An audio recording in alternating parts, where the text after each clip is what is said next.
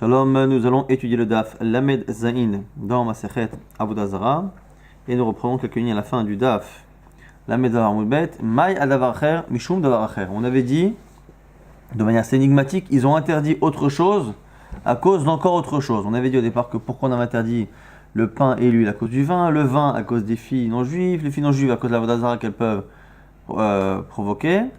Et à la fin on dit, et ils ont, les Chachamim aussi, été gozer sur autre chose, à cause d'encore autre chose. Donc on ne veut pas nommer ces choses-là. C'est quoi? On a dit, Maya davarachem mishum davarachem. Amar nacham bar Yitzchak, gazro al tinok ovet kochavim sheitma beziva.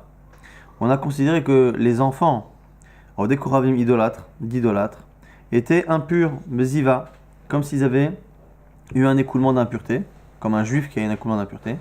Pourquoi? Pour qu'on évite de traîner avec et que nos enfants évitent de traîner. Pour pas que les enfants juifs soient présents de peur que l'enfant juif subisse un viol de la part ici de l'enfant idolâtre. Au passage, Amar Rabbi nous dit au passage que Tsar Gadol Yali et Tsel Rabbi Assi. Un jour, j'ai eu une grande difficulté pour essayer d'avoir une réponse. Parce que j'ai eu du mal à poser la question à Rabbi Assi. Vers Rabbi Assi lui-même, c'est le Rabbi Yochanan, il est parti voir Rabbi Yochanan. Rabbi Yochanan, c'est le Rabbi Yanaï, lui-même Rabbi Yanaï.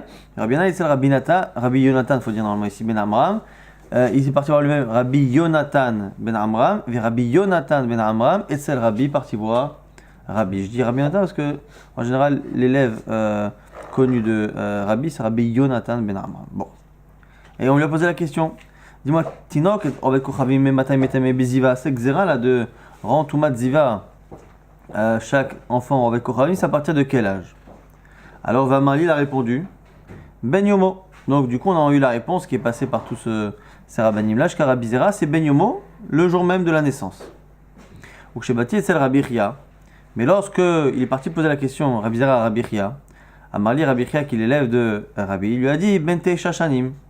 Il lui a dit 9 ans. Veyom Echad. Pourquoi? Parce que 9 ans et un jour, c'est l'âge où physiquement le jeune garçon est apte à avoir une relation. Et donc du coup, c'est là où la crainte qu'il puisse abuser d'un enfant juif existe. Et donc, on ne fait la xéra de Tumak Ziva que à partir de cet âge-là. Maintenant, je suis revenu moi vers Rabbi, qui m'avait dit que c'était à la naissance. Mais je suis revenu voir Rabbi, je lui ai dit, bon, entre-temps, je suis parti voir Rabbi Chia. Lui, Rabbi Chia, il pense que c'est 9 ans et un jour. Amarli, et lui-même, Rabbi a changé d'avis, il lui a dit, Enar Devara, il laisse de côté mes paroles, Vechod divrei Rabbi Chia, et prend les paroles de Rabbi Chia. Regardez la force quand même de Rabbi Lanassi, qui est le maître de Rabbi Chia, et qui non seulement n'est pas vexé que son élève soit en désaccord, mais à la limite, change lui-même, et dit, voilà, prends les paroles de mon élève,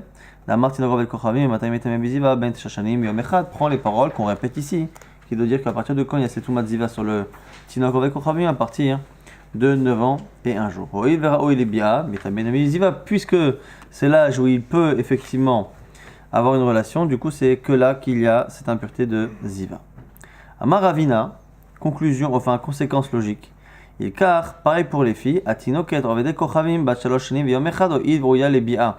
On a vu qu'on avait aussi une xéra sur les filles avec Kochavim, une xéra de les rendre nida. Et donc, à partir de quand? Puisque cette xéra-là, c'est de peur qu'on ait des relations avec elle, et on avait dit plus ou moins, il y a du Deoraita, il y a du Derabanan aussi par rapport à la Avodah Zarah, et bien là aussi, on n'a qu'à regarder à quel âge, physiologiquement, je rappelle encore une fois, il y a physiologiquement dans le corps de la jeune fille, une possibilité de relation, c'est 3 ans. Bachaloshanim, il royal les bia, metaman ami beziva. Alors Agma dit pshita, Agma dit bon, Ravina, il a donné cette halakha comme si c'était un chidouche, mais en réalité, c'est plus ou moins évident. À partir du moment où on a tenu comme Rabbi Chia, on a dit finalement que la xéra des Rabbanan, elle n'est pas à la naissance, mais elle est à l'âge où il peut se passer le problème qui est à l'origine de la xéra. La xéra sur les garçons et les filles, c'est de peur que soit ici le garçon abuse d'un enfant juif ou qu'un homme a une relation avec une jeune fille. Et bien du coup, c'est normal que, une fois que c'est 9 ans, on connaît l'âge pour une jeune fille, c'est 3 ans physiologiquement. Donc elle m'a dit c'est pchita. Elle m'a dit non, c'est pas évident. Pourquoi? Tu aurais pu penser que Dans le cas du jeune garçon, il y a physiologiquement quelque chose et il y a mentalement une crainte que cet enfant abuse.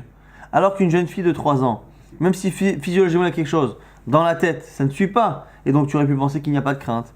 Maoudetema, qu'est-ce que tu aurais pu penser et dire Hayada le argoulé, que à la limite l'enfant de 9 ans, c'est vrai que physiquement il peut, mais mentalement aussi. Alors que un bébé de 3 ans, même si physiologiquement il y a quelque chose, dans la tête ça ne suit pas. Kamash malade, que finalement, on ne cherche pas à savoir quelle est la mentalité de l'enfant à cet âge, mais simplement physiquement. Mistamir Vazil Rabiudan a Akatfe de Rabbi Simlaï Shamae. Son serviteur, qui était un rave, Rabbi Simlaï, était le serviteur, le shamash plutôt de Rabiuda Nesi'a. Rabbi Nesi'a s'appuyait sur lui en chemin, il lui a dit Amarlo Simlaï, tu n'étais pas avec nous hier, lorsque nous avons fait la grande, fameuse à Tara, on a autorisé le shemen, l'huile fabriquée par les Odekochavim, a été autorisée par Rabbi son Bedin. Où étais-tu hier? Alors il lui a dit Beyamenu tatir afetapat. Il dit écoute, alvaï qu'un jour tu autorises même le pain. On craignait que le pain aussi c'était une xéra trachamim mais qui était compliqué. Alors en premier lieu, on a déjà annulé le shemen, l'huile, parce que le shemen, bon, c'est pas quelque chose qui peut vraiment provoquer des mariages autant que le pain. Donc on a autorisé le shemen. Il a dit écoute, t'inquiète pas, en gros. Ce n'est que partie remise. Le jour où tu autoriseras le pain des rakoum, je serai présent, et je serai présent du coup à un moment historique. Alors il lui dit, ça n'arrivera pas. Pourquoi? Imken, Karoulan, Bedina Sharia. On va nous traiter de fry, on va dire on est mekilim, on fait trop de coulottes, on autorise tout. Pourquoi? Ditnan, la preuve. Rabbi Yossi ben Yoezer a témoigné sur 3 étérim. Et ces 3 étérim qu'il a fait lui ont créé une réputation qui lui a collé à la peau. Quels sont ces 3 halachot?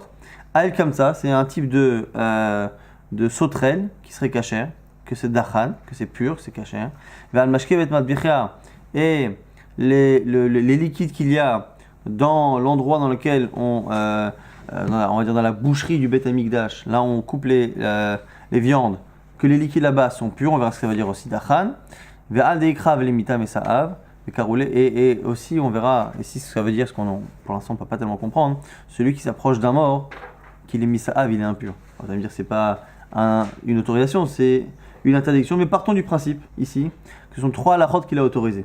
Et sur ces 3 halachot qu'il a autorisés, le Karolé Yosef Sharia, on l'a appelé Yosef, celui qui autorise, l'autorisant. L'autorisant, pourquoi? Parce qu'il est toujours en train d'autoriser. Le pauvre, il n'a finalement été matière que 3 choses. Donc du coup, c'est pour ça que Rabbi a dit, écoute, je me suis lancé sur l'huile, je ne me lancerai pas sur Patarakou. Alors il lui dit, mais attends, je comprends pas. Toi, tu n'autorisais qu'une seule chose. Donc, tu peux encore une deuxième. Yosef ben Yoezer, on a dit, il y avait eu 3. C'est 3, la Chazaka, au bout de 3, on dit que c'est vraiment quelque chose de fixe. Amal lui a dit, Atam, Sharatla, tu l'as autorisé 3. Oumar, Sharachada, et toi, hier avec le Shemen, l'huile, tu n'autorisais qu'une seule chose. Visharemach Chada, Chariti, si tu autorises une seconde chose, il n'y a pas forcément de risque. Akti Tarten Houdé Avian, ça fera que 2. Amal lui dit non, Anna, Shara Yachariti. Non, t'es pas au courant. Mais il y a aussi autre chose que j'ai déjà autorisé. Donc j'ai déjà mon compte qui est à 2. Il me reste plus trop de points sur mon permis Beddin. Je peux plus. Alors Maïhi, quelle est cette halakha qu'il a autorisée? Ditnan, c'est une Mishnah dans Masechet Gitin qu'on a vu également au début de Masechet Ktuvot. Zegiter Himlo Bati Mikan Ashne Masach Chodesh. Je rappelle que lorsque un mari décède, mais qu'on n'a pas la preuve qu'il est décédé, qu'il disparaît, une femme ne peut pas se remarier. Et comme à l'époque les gens voyageaient loin, et qu'on n'est pas souvent de moyen de reconnaître un corps, surtout quand quelqu'un décède très rapidement, le corps est difficile à reconnaître, et si on n'a pas 2 témoins qui ont vu le corps, ça commence à être compliqué. Donc du coup, quand les gens partaient, et qu'il y avait le moindre risque, ils donnaient souvent un guet à la femme. Autre possibilité aussi, on donnait un guet parfois aussi à une femme, pour éviter, quand il n'y avait pas d'enfant, que la femme se remarie avec le frère. Des fois, le mari ou la femme n'avait pas envie qu'en cas de décès prématuré du mari, elle se retrouve engagée avec un ou le frère. Et donc du coup, c'était une manière de faire en sorte de contourner le veuvage et de faire en sorte que, au moment où il meurt, elle se retrouve non pas veuve, mais finalement divorcée. Alors pour ça, encore une fois, il y a une condition. Il faut que le guet, que le document de divorce prenne effet avant la mort. Si elle est déjà veuve, divorcer une veuve, ça n'a pas de sens. Pourquoi déjà? parce qu'elle est veuve et surtout parce que le mari qui est censé faire l'acte de divorcer n'est plus de ce monde. Donc du coup, il ne peut pas être actif d'une manière ou d'une autre. Alors là-bas, on a un problème. Zegiter, imlo bati mikan ashnemasa chodesh. Voici ton guet.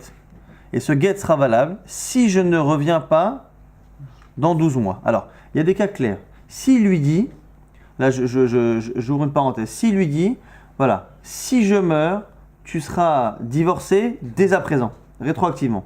Le fait de parler de rétroactivité de manière claire fait qu'effectivement, on attend que la condition arrive. Ça peut être la mort, ça peut être n'importe quelle chose, que l'oiseau passe, qu'il y ait du soleil, qu'il pleuve, qu'il neige, ça ne change rien. À partir du moment où il y a la chose, on revient en arrière.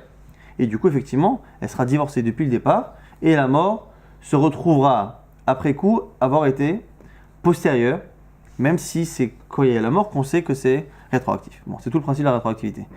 Autre possibilité, donc là il n'y a pas de discussion, dans le cas où il n'y a pas justement de rétroactivité, mais c'est clairement qu'il s'y prend mal. C'est-à-dire il lui dit voilà, dès que je meurs, je veux que ce guet marche. Alors là, navré, mais puisque ça ne prend effet qu'après, tu ne pourras rien faire.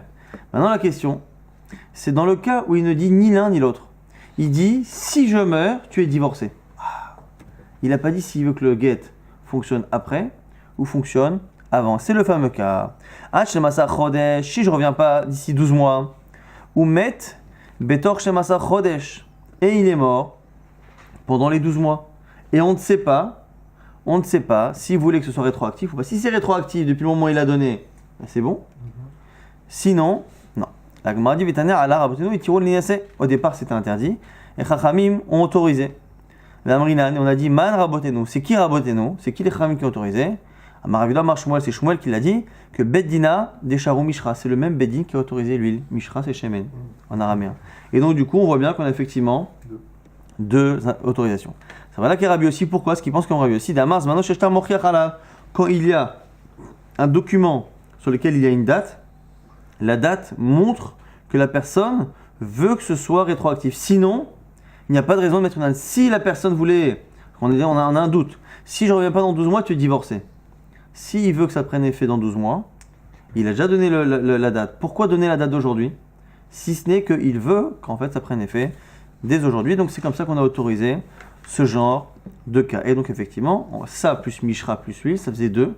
Et du coup, l'expérience de Yosef ben Yohazer faisait peur à Rabbi Yehuda. Il avait peur de passer pour un Bedin Sharia. Alors c'est quoi le problème de Bedin Sharia? C'est que c'est pas qu'une question de réputation. Hein. C'est surtout qu'en passant pour quelqu'un de cool, bah, ça remet en cause finalement tout ce qu'on a autorisé. Puisque à la fin, les gens n'oseront plus se reposer là-dessus en disant non, bah ça, écoute, on peut pas se ravir, il est gentil, hein, mais bon, il est très très light. Et donc du coup, on peut pas consommer l'huile, on peut pas, ainsi de suite. Rabbi Abba, Bered Rabbi Chia Baraba. On a ici Rabbi Abba, le fils de Rabbi Chia Baraba, qui dit Rabbi Ulla Nasi, Hora velo hodulo kol sha'ato, ve'amala kol si'ato. On dit justement que Rabbi Yehuda Nessia ici, c'est lui donc qui a dit que cette femme-là elle pouvait se marier, mais on dit kol sha'ato, c'est de toute son heure, c'est de tout son temps, de toute sa vie, on n'a pas accepté cette halakha d'autoriser à cette femme de se remarier. Et il y en a qui disent que kol si'ato, hein, c'est tout ça que vous de ça, tous les chachamim qui étaient autour de lui, quoi qu'il arrive, il a eu du mal à imposer cette halakha-là. Amalé Rabbi El-Azar El-Haousaba. Il y a Rabbi El-Azar ici qui a posé la question à un chacham. Il a dit qu'il sharituha, les atar sharituha. Alors la question maintenant, c'est que, ok, même si on dit que c'est autorisé, donc encore une fois le bonhomme dit, si je ne reviens pas dans 12 mois, tu es divorcé. Ah mais quand? Divorcé à la fin et donc ça ne marche pas, ou divorcé dès le début et ça marche. Bon. Maintenant il meurt entre temps. On a dit au final, à la Khalema Assez, on dit que c'est rétroactif. Maintenant la question de la Gemara, c'est quoi? C'est ok, c'est rétroactif. Mais à partir de quand tu l'autorises à se marier? Est-ce que tu attends que les 12 mois passent? Et au bout des 12 mois, bah, comme il n'est pas là, eh bien on revient rétroactivement. On dit qu'elle est divorcée et donc je lui permets de se remarier au bout de 12 mois. Ou quand déjà au bout de 3 mois, le bonhomme meurt? Ben, on sait déjà au bout de 3 mois que normalement il ne devrait pas revenir au bout de 12 mois. Et donc du coup, c'est la question. La tâche, est-ce qu'on l'autorise à se remarier tout de suite? Delohati, parce qu'a priori, il ne viendra pas. Odino peut-être la chash nemasa chodesh, des haï kayem letna, ou ce qu'on attend l'accomplissement du tnaï au sens strict du terme, c'est-à-dire qu'il ne revienne pas au bout de 12 mois. Alors, Le Chacham à qui on a posé la question, il lui dit, attends, pourquoi tu es parti me chercher la question sur ce cas-là? En réalité, c'est une question générale sur toute condition rétroactive. À partir du moment où on dit, ben voilà, si il ne se passe pas tel événement qui est dans 12 mois, et qu'en fait, au bout de 3 mois, on a déjà quelque chose qui nous assure que ça n'arrivera pas, est-ce qu'on doit attendre les 12 mois? Ou est-ce que, à partir du moment où on a la certitude que ça n'arrivera pas, on estime que la condition est arrivée? Est-ce qu'il faut attendre le temps? Ou est-ce que la certitude que ça ne peut pas arriver est déjà suffisante? Ce qu'il lui dit, il est dit, tu peux poser la question sur la Mishnah. Et est-ce que la Mishnah parle du vrai cas? On avait dit le cas de rétroactivité, c'est-à-dire, tu es divorcé dès à présent rétroactivement si je ne reviens pas dans 12 mois. Ditnan, Arezegiter Marsha, voici ton get qui fonctionnera dès à présent. Imlovati Mekan Mashemasa Chodesh, si tu ne reviens pas dans 12 mois. Unmed Betor Shemasa Chodesh, et il meurt au milieu, donc on sait qu'il ne reviendra pas.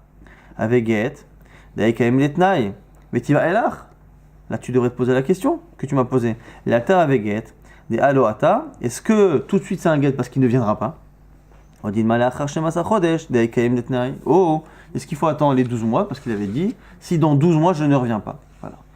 Donc la Gemara dit finalement c'est une question globale. Pourquoi la poser d'Afka avec ce été alors que finalement Rabbi Yehuda Anassi avec son Beddin et qui est tenu sur Rabbi aussi, quel est le chidouche? Là-bas c'est très technique, c'est-à-dire c'est quand on n'a pas précisé que c'est rétroactif mais qu'on a mis la date du get est une preuve indirecte de la volonté de celui qui a écrit le document qu'il y ait une condition rétroactive. Et finalement, toi ta question elle est globale sur tous les cas où il y a rétroactivité. Est-ce qu'on attend réellement la date? Ou est-ce que, dès qu'on a un événement qui nous montre que, en fait, en réalité, à chaque fois, par exemple, quand est-ce qu'on est certain? À chaque fois que la condition est liée à une action de quelqu'un et que cette personne meurt avant. Si cette personne-là fait telle chose, eh bien, il se passe telle chose. Mais dès que la personne meurt, on sait très bien que ça n'arrivera pas. Donc, est-ce qu'on doit attendre les 20 ans ou est-ce qu'on doit attendre la certitude? Il lui a dit, Inachinami, tu as raison, ma question était globale. Je ne pense pas que la question était liée à ça, mais simplement, elle a mis Shum Davia Bahu Minyana. Et comme tu étais dans ce minyan qui a compté pour autoriser, que c'était ça le sujet, j'ai repris le cas. Et donc je t'ai dit, dis-moi, quand vous avez autorisé cette femme-là, vous l'avez autorisée tout de suite ou dans 12 mois? Mais en réalité, moi, la question, je me la posais sur la rétroactivité en général. Amar Abaye nous dit que, justement, il va nous expliquer qu'il y a des cas dans lesquels il n'y a pas de doute, c'est dans le cas où la rétroactivité est clairement prononcée ou dans le cas où elle n'est clairement pas prononcée.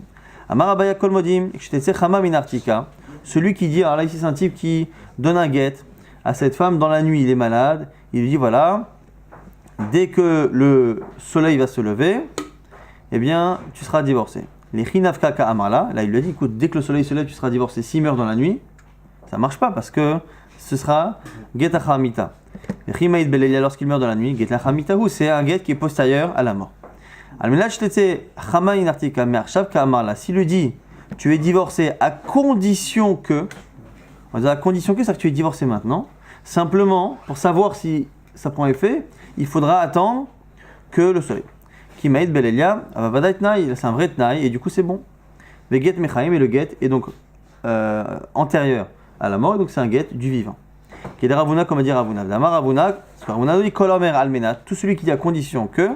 C'est comme s'il disait que c'était rétroactif. L'honneur que la discussion n'est que, et là, im tetse, c'est si le soleil se lève, et sinon non. C'est pas almenat à condition que, c'est si, il y a une petite distinction ici, Rabbinan ici, à savoir les Rabbi aussi, Damazmano Shishlam Ochiachala, Vavele, Kemayom im mati, et donc du coup, selon Rabbinan Anassi, c'est comme Rabbi aussi, c'est-à-dire que la date fait office de volonté de rétroactivité. Vers Rabanan, l'itléo des Rabbi aussi ne pense pas comme Rabbi aussi. Vers Valé, Kezegiter, Immati, Greda. Et pour eux, c'est simplement qu'à partir du moment où le soleil se lève, il sera divorcé. Donc du coup, le get prend effet après la mort et donc ne prend pas effet. Goufa, on reprend ce qu'avait dit Rabbi Yossi ben Yoazer. Et Yossi ben Yoazer ben Ishtereda, Ayal Kamsa Dachan, Va'al Mashke ben Mandachia Dachan, Va'al Deikrab Demita Masa'av, Karoli Yosef Sharia. On reprend tout cet enseignement qui avait dit que, il a dit que cette ayal comme ça qui est cette sauterelle et kshira, les liquides qu'il y a dans la boucherie du Beth Amikdash sont purs et celui qui touche un mort, il est impur. Ces trois halachot sont censés être des autorisations, on verra pourquoi. Et À cause de ça, on l'a traité de rabbin trop cool. Maï ayal kamsa. C'est quoi ayal kamsa? C'est quoi cet animal? Rafapa Amar, Shushiva. Bon, on n'est pas censé savoir ce que c'est, mais eux oui. Rabbi Chia Barami, Mishmedi Olamar, Sousbil. Donc deux types de sauterelles, soit Shushiva, soit Sousbil. Alors la Gemara va nous aider un peu à comprendre les problèmes qu'il y a ici. Rafapa Amar, Shushiva. Pourquoi ils pensent que c'est Shushiva? Kamiflagé Berosho Aroch. Parce que c'est une sauterelle dont la tête est allongée. Mars Ava Rosho Aroch Asor. Mars Ava Rosho Aroch Muta.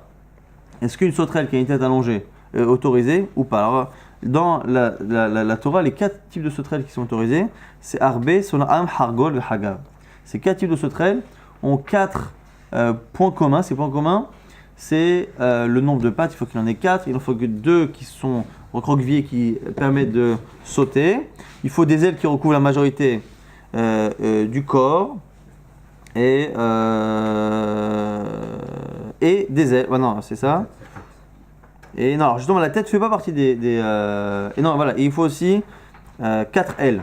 Donc 4 ailes, 4 pieds, les ailes qui recouvrent le corps et les 2 pieds qui permettent de sauter.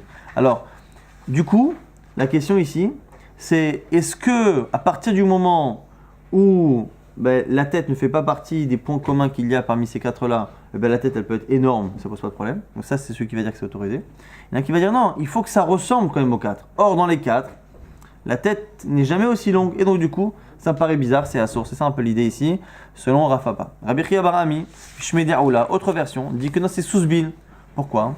Mais Rosharo Kula Alma l'obligé Assour lui dit que si la tête est allongée, c'est sûr que c'est un problème. La discussion elle est sur autre chose. La question ici, c'est sur une des 4 conditions qui était le fait que les ailes couvrent tout le corps. Est-ce qu'il faut que les ailes couvrent le corps facilement, normalement? Ou est-ce que ça suffit que les ailes ne recouvrent pas en général, mais que si on les étire, il y a une possibilité théorique de recouvrir le corps? Donc, Marsava, Ruba, Kolde ou Bainan, ou Marsava, Ruba, Demika, Bainan. Un, il dit qu'il suffit que la majorité du corps soit recouverte par les ailes, mais que ce soit possible. Le dit non, il faut que ce soit nika, il faut que ce soit reconnaissable. Et donc, du coup, cette sousbille-là, quand on la voit de loin, on a l'impression finalement que les ailes ne recouvrent pas la majorité, mais quand on regarde dans le détail, il y a une possibilité de si on tire les ailes, et donc du coup, c'est ça la marloquette. Vers le mashkim betman mechia, on a dit les mashkim, les liquides qu'il y a dans le betman mechia là-bas du Beth Amikdash, que c'est pur. Maïdachan, comment c'est pur? L'agma a dit marloquette Rav Shmuel. Ravamar dachan mamash. Rav dit c'est vraiment pur. C'est pas mekebel touma. Shmuel amar dachan militama cherim. Non, non, c'est impur, mais ça ne peut pas impurifier un autre. Dans l'impureté, on a toujours le statut de la chose qui a touché une impureté et sa capacité aussi à transmettre. Aval tumat atzman yeshbaem, min vraie touma elle-même, là oui. Et la Gemara nous dit quelle est la marloquette? Puisque ici on est en train de dire que c'est autorisé, c'est qu'à la base, c'est pas un issour Torah. Et donc du coup la question c'est quel est le issour Torah par rapport au liquide? Rav Amar Dachan Mamash, Rav dit que c'est moutar, pourquoi? Car ça va tumat mashkin des Rabanan. Il pense que Birla, il n'y a pas de touma minatora sur les liquides. Le liquide c'est quelque chose qui transmet la touma mais ça ne reçoit pas. C'est un conducteur de Touma, mais c'est pas lui-même mitamé. Et donc, comme les Chachamim ont fait une xéra sur les liquides en général, ils ont dit non, les liquides du Beth Amikdash, on les met pas dans cette xéra. Shmuel dit non. Lui, il pense quoi? Il pense que Toumat Mashkin de Raïta. Non, non, le fait de recevoir la Touma, c'est Minatora. Donc, on peut pas autoriser quelque chose minatora parce que c'est au Beth Amikdash, parce qu'on en a envie, on peut pas. Alors quoi? Par contre, les Tamé Midarabanan, le fait que le liquide impur transmette une impureté lui-même, ça c'est Midarabanan. Lorsque Khamim ont fait la xéra, mais Mashkin de Alma, ils ont fait ça que au liquide à l'extérieur du Beth Amikdash. Mashkin Bemad Berkia, l'eau gazrou dans les liquides qu'il y a dans le Bemad Berkia du Beth Amikdash, ils n'ont pas fait la xéra. On a dit celui qui touche un mort, il est impur. Et ça, c'est la troisième chose qui a fait que Yosef Ben Yoraïzer est passé pour un libéral. Alors, Gemara dit attends, je comprends pas, il y a deux problèmes ici.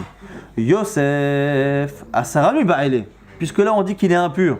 Normalement, on devrait le traiter de Marmir, mais pas de Mekil, puisqu'il dit que c'est impur. Et la Gemara dit en plus, je comprends pas. Quelqu'un qui touche un mort, tu as besoin d'avoir un rabbin pour savoir que c'est tamé, c'est marqué dans la Torah. Oh, de Raïtahi, c'est Minatora. Tout celui qui touche dans les champs, qui touche un mort ou quelqu'un, ou même un couteau ici qui a permis à tuer, il est itma shivat amim, il sera impur pendant 7 jours. L'Agma explique.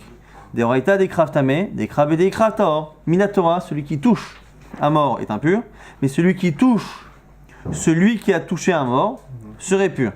Ve'atu inhu, ve'gazor afilu des krav et des krav. Et donc les chachamim auraient créé l'impureté indirecte de celui qui touche quelqu'un qui aurait touché un mort. Ve'atu ihu ve'ukma de oraita. Et vient Yosef ben Yoézer, dit non, on revient au din Torah, que finalement il n'y a que celui qui a touché, et pas celui qui a touché, celui qui a touché. L'Agma dit mais c'est pas vrai. Celui qui touche aussi à un impur, c'est sûr qu'il est impur. Des krav et des krav nami d'oraita, dirtiv, ve'chola eshaga bo atame, itma, et tout ce qui sera touché par le tamé, par l'impur qui a touché le mort, itma sera impur. L'Agmara donc corrige un peu. Bon, Rabbanan Kameh de Rava, on a dit devant Rava, Mishmeh de Rav Marzoutra, Méré de Rav Nachman, au nom de Rav Marzoutra. D'abord Mishmeh de Rav Nachman, tout ça au nom de Rav Nachman. D'oraita, des krav et des krav, bechiburin. Tumat shiv'a, shelo bechiburin, tumat aref, tu as raison. Sauf qu'en réalité, la fameuse impureté de 7 jours, c'est si quelqu'un touche un mort, et pendant qu'il touche le mort, lui-même il touche un autre. Quand c'est direct, là c'est 7 jours. Mais si il a touché le mort, après il s'est déconnecté, et quelqu'un l'a touché, là c'est qu'un jour. Et donc Chachamim aurait fait en sorte que même quand c'est pas direct, on est passé à 7 jours, et lui il revient, il dit non, on revient à un jour. La Gemara dit d'Oraita Mahidon, c'est dire ça Minatora. La Gemara donne des versets. Dirtiv, Anoga bemet lechol nefesh adam betame shvat yamim. Tout celui qui touche un mort, lechol nefesh, n'importe quelle âme, il sera impur 7 jours. Après c'est marqué vechol hashayga bo atame itma, que tout ce qui sera touché par l'impur sera impur. Et après c'est marqué urtiv, va nefesh anogaat titma darev. Celui qui touche cet impur, il sera impur jusqu'au soir. Donc il y a bien une impureté d'un jour. Comment? Lorsque on a touché un impur qui n'est plus lui-même en train de toucher le mort. Haketsat, kad bechiburin, kad shelo bechiburin, ça dépend si c'est direct ou pas direct. Amalou Rava le dit. Écoutez ce que vous dites au nom de Rav Nachman, c'est pas possible. Rav Nachman est trop intelligent pour dire un truc pareil. Lava minalechou, ne vous ai-je pas déjà dit? Lotitlou, bebouke srike be Rav Nachman. Ne dites pas des choses vides au nom de Rav Nachman. Achiam Rav Nachman, sfek tuma vershut arabim ityalaen. Ça n'a rien à voir. C'est une question de safek tuma vershut arabim. Lorsqu'on a un doute sur une touma, quelqu'un qui a touché, on ne sait pas s'il a touché une impureté ou pas, ça s'est passé dans le domaine public, on dira que dans le doute, c'est pur. Donc, m'a dit, mais attends, mais ça, on n'a pas besoin de Chachamim pour le dire. Vea ilcheta misota gamrinan, on apprend de sota, que la sota, on est marmir avec elle, parce qu'elle s'est isolée. Alors là-bas, c'est un interdit, mais l'interdit là-bas s'appelle touma. Et du coup, là-bas, on sait qu'on est marmir dans le domaine privé et pas dans le domaine public. Masota reshuta yachid, avtum'a, reshuta yachid. On est marmir dans la touma que quand c'est un safek dans le domaine privé et pas dans le domaine public. La Gemara dit alors c'est quoi? Amar Rabbi Yochanan, alacha ve'en moridken, ve'ata ihu ve'orele orouye. À l'origine, c'était une alacha que c'était autorisé. Simplement, on ne le disait pas. C'était une alacha qui était vraie, mais que les rabbinim n'enseignaient pas. Que si un safek sur une touma dans le domaine public, c'est mouta, c'est taor. Et lui, Rabbi Yosef ben Yoézer, il l'a dévoilé. Et c'est pour ça qu'on a dit qu'il était sharia. On m'a dit, Tanya Nami Achi, on confirme ça avec une braïta. Rabbi Yehuda Omer, Korot Na'as Laem, et Amar Atkan Reshut Arabim, Atkan Reshut Achid. Non seulement il a dit ça, mais il a même des poteaux, il a dit ça c'est Reshut Achid, ça c'est Reshut Arabim, pour bien montrer effectivement qu'à partir de là, les sfekot étaient autorisés, et après, les sfekot étaient interdits, et on laisse pour demain la sougia sur les shlakot, donc sur